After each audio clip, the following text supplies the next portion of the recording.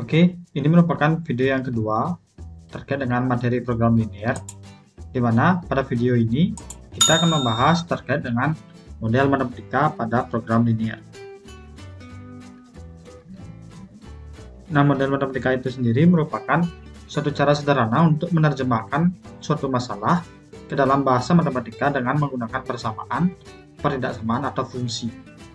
Nah, adapun langkah-langkah membuat model matematika yang pertama, kita dapat menuliskan semua hal yang diketahui atau dianggap penting pada soal.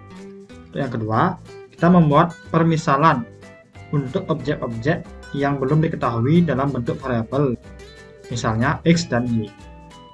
Yang ketiga, kita dapat menulis ketentuan-ketentuan yang ada ke dalam sebuah tabel jika diperlukan. Yang keempat, kita dapat membuat model matematika sistem pertidaksamaan linear dari hal-hal yang sudah kita ketahui. Nah, untuk lebih jelasnya, saya akan memberikan contoh soal terkait dengan model matematika pada program linear. Misalkan terdapat soal seperti ini. Pak Amir seorang pedagang kaos. Ia menjual kaos lengan pendek dan lengan panjang. Setiap hari, ia mampu menjual 145 potong kaos, paling sedikit 25 kaos lengan pendek dan 30 kaos lengan panjang.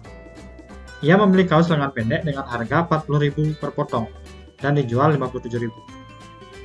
Kemudian ia membeli kaos lengan panjang dengan harga 45.000 per potong dan dijual 65.000. Berapa keuntungan maksimum yang diperoleh Pak Amir setiap hari dari penjualan kaos tersebut? Nah, terkait soal memodelkan matematika dalam program linear, itu kebanyakan soalnya menyerupai soal cerita. Maka pertama yang harus kita lakukan adalah memodelkan ke dalam model matematika terkait dengan isi dari soal tersebut. Nah, kita cermati ulang terkait dengan soal yang diberikan.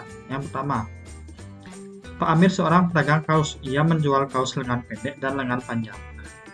Berdasarkan soal tersebut, kita bisa misalkan terlebih dahulu. Misalkan kaos lengan pendek itu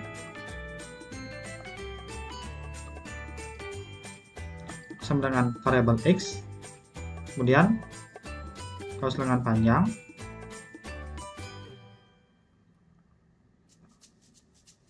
sama dengan variabel Y.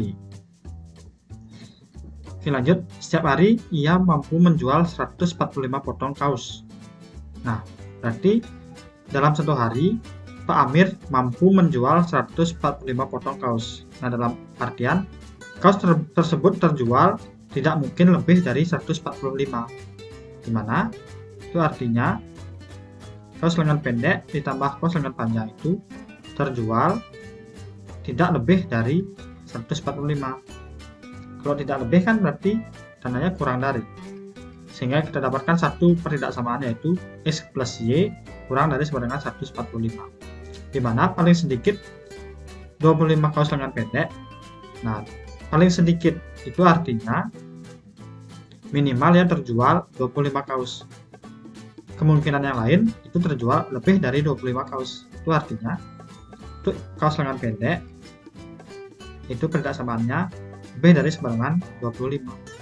Karena dia paling sedikit 25, berarti kemungkinan yang lain pasti lebih dari 25 yang terjual. Kemudian untuk kaos lengan panjang itu terjual 30 kaos dalam satu hari. Itu artinya kita dapat pertidaksamaannya yaitu Y lebih dari sama dengan 30. Karena minimal dia terjual 30. Kalau kondisi lain, kemungkinan dia lebih dari 30. Paham sampai sana? Oke. Selanjutnya, kita cermati kembali soalnya. Ia membeli kaos lengan pendek dengan harga 40.000 per potong dan dijual 57.000. Nah, berdasarkan kalimat tersebut, berarti kita dapatkan bahwa Pak Amir mendapatkan keuntungan dalam menjual satu baju itu berapa? Kita perhatikan di sini. Jadi keuntungan misalkan kita pakai UX ya. UX ini artinya keuntungan dalam menjual satu baju lengan pendek.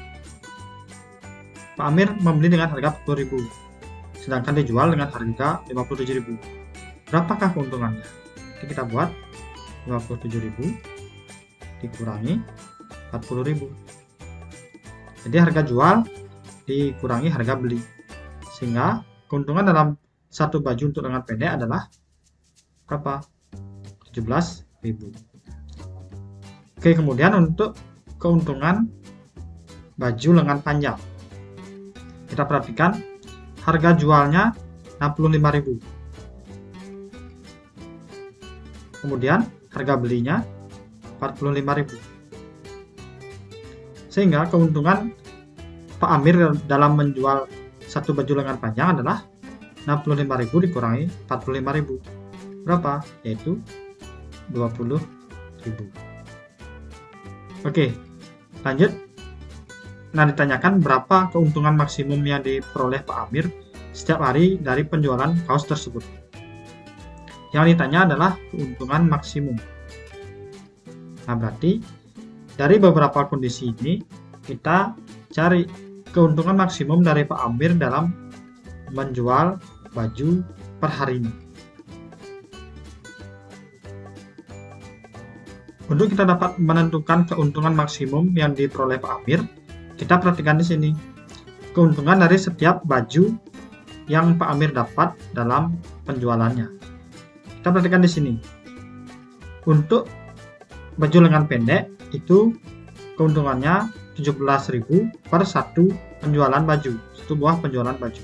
Itu artinya kita dapat membuat fungsi tujuan, atau biasa kita buat dengan fx, y, yaitu 17.000 x, karena ini keuntungan dalam penjualan baju lengan pendek, sehingga kita buat menjadi 17.000 x ditambah untuk keuntungan penjualan baju lengan panjang itu kita buat menjadi 20.000 y.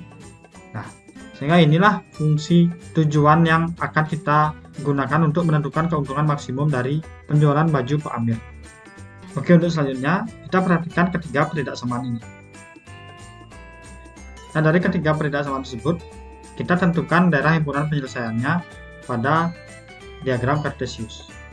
Nah, seperti yang saya sampaikan pada video bagian yang pertama, yaitu untuk kita dapat menentukan nilai optimum dari suatu fungsi tujuan, langkah pertama kita harus menentukan daerah himpunan penyelesaiannya terlebih dahulu.